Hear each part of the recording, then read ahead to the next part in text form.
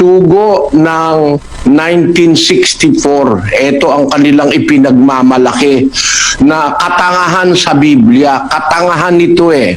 Basahin natin, kapatid na Daniel.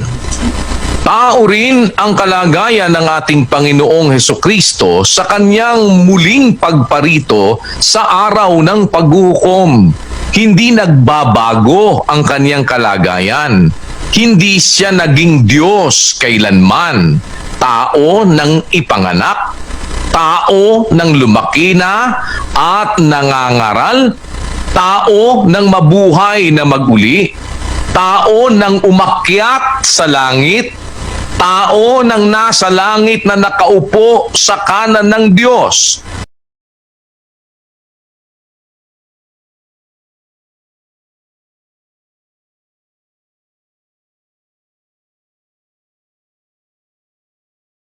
At tao rin siya na muling paririto. Yan ang napakalaking pagkakamali na si Kristo ay tao, pumanig sa langit, tao uling babalik.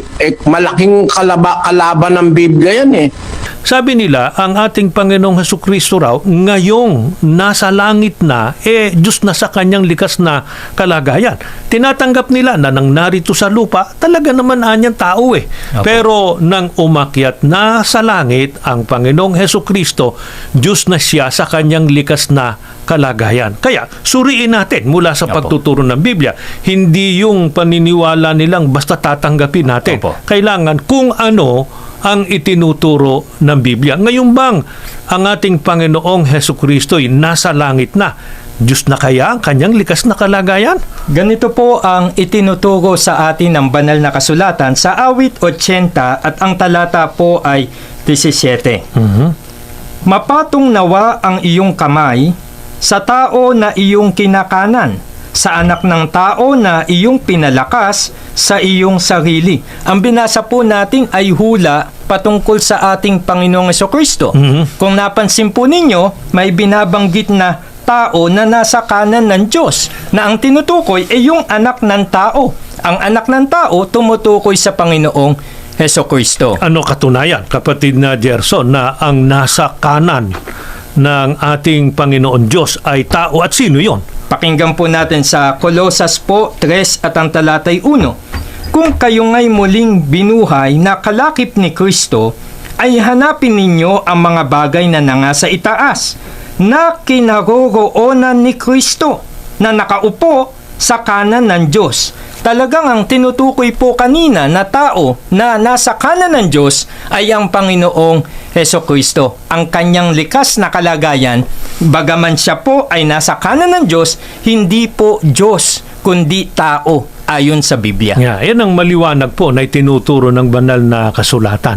Sa ginagawa po nating pagsusuri, pinatutunayan lamang po ng ating Panginoong Sukristo, totoong mula siya sa langit, sapagkat nagmulat ng galing siya sa ating Panginoon Diyos. Pero hindi yung ibig sabihin, Diyos na rin siya sa kanyang likas na kalagayan. Hindi po. Itinuro po ng ating Panginoong Sukristo na siya ay tao. At ang pagiging tao po ng ating Panginoong Hesukristo ang siyang matibay na katunayan na hindi sa Diyos. At kahit na po ngayong nasa langit na siya, na nakaupo sa kanan ng Diyos, tao pa rin po sa kanyang likas na kalagayan.